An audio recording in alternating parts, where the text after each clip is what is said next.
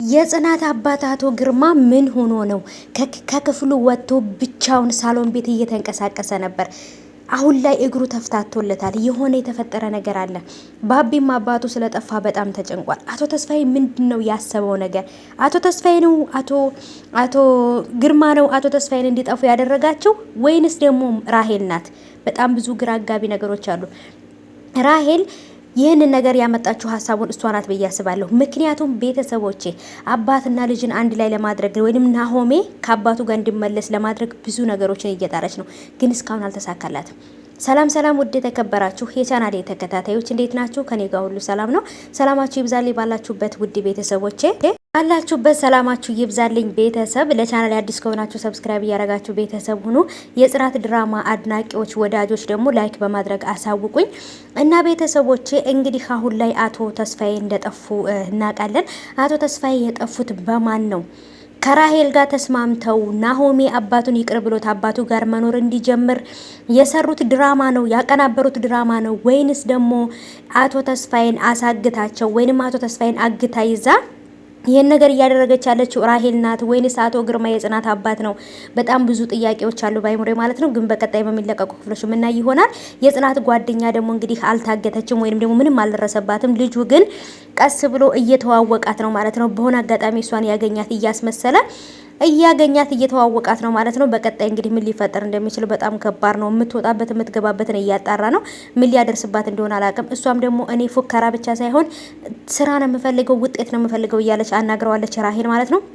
ራሄል ማለት ልክ እንደ ፊቷ በጣም ክፉ ሴት ናት ማለት ነው። ፊቷ ራሱ ክፉ ሴት እንደሆነች ያስታውቅባታል ማለት ነው። እና በጣም የምትገርም ሰው ናት። አቶ ግርማ እንግዲህ አሁን ላይ ጽናትን ድርጅታችንን እናስመልሳለን፣ ሁሉንም ነገር አስመልሳለሁ ብሎ በሚላት ሰዓት እሷም በምን መልኩ ነው የምናስመልሰው ብላ ስትል እኔ አሳይሻለሁ በምን መልኩ እንደሆነ ብሏታል። አቶ ግርማ እግሩ ተፍታቶለታል። መራመድ በደንብ ጀምሯል ብዬ አስባለሁ። በተለይ እዚህ ጋር መጨረሻ አካባቢ በጣም የመናደድ ስሜት በጣም በቃ የበቀል የቁጣ ስሜት ነበር ፊቱ ላይ የሚታይበት ማለት ነው። ባቢንም አናግሮት አባትህ ይገኛል አትጨናነቅ ምንም አይሆንም ምናምን ብሎ ሁሉ ነገር አናግሮታል። እና እግሩ እየተፍታታለ ስለሆነ እየተራመደ ስለሆነ በጣም ነው ደስ ያለኝ። ምክንያቱም አሁን ላይ በውልቸር አይሄድም። ቀስ በቀስ ኦሬዲ ከውልቸሩ ላይ ተነስቶ አሁን ላይ ሙሉ ለሙሉ እየተራመደ ነው። በውልቸር አይደለም የሚሄደው።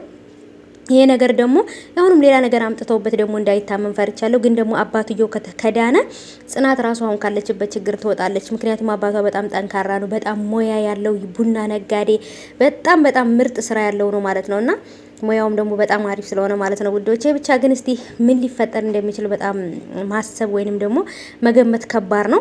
አቶ ተስፋዬን ማን ነው የሆነ ነገር ያደረጋቸው? እርግጠኛ ነኝ አቶ ተስፋዬ በሆነ ሰው እጅ ተይዘዋል።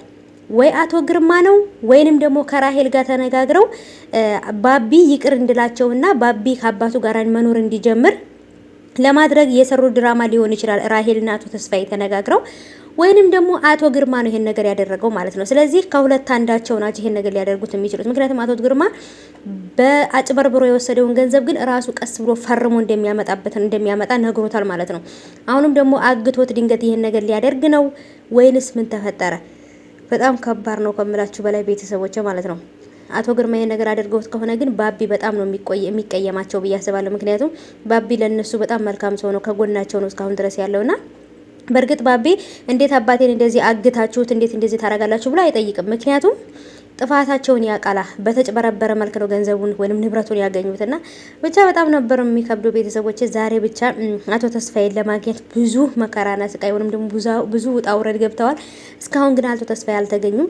እንግዲህ ወይ ጠጥተው ወደዛና ወደዚህ ሲምታቱ አንዱ ቱቦ ውስጥም ገብተውም ሊሆን ይችላል። ብቻ ግን እኔ ሳስበው ቱቦ ውስጥ ገብተው ወይ ወድቀው ሳይሆን ወይንም የሆነ ነገር ሆኖ ሳይሆን በሆነ ሰው እጅ ታግተዋል። ወይንም ደግሞ የተፈጠረ ድራማ ወይንም ያቀናበሩት ነገር አለ ማለት ነው ከራሄል ጋራ። ራሄልና አቶ ተስፋዬ የሚያስቡት መጥፎ ነገር በጣም ከባባር ነው። አሁንም ደግሞ ይሄ የነሱ ድራማ ነው ብዬ ነው እያሰብኩ ያለሁት። አላቅም ብቻ በተለይ ጽናትና የጽናት ጓደኛ አባቷ ምንም ባይሆኑ ደስ ይለኛል። አቶ ተስፋዬ ግን የስራቸውን ያገኙት ብዬ አስባለሁ። የሆነ ነገር ቢሆኑ ምንም አይመስለኝም። ግን ደግሞ ያው ለባቢ ስል ግን እጨነቃለሁ።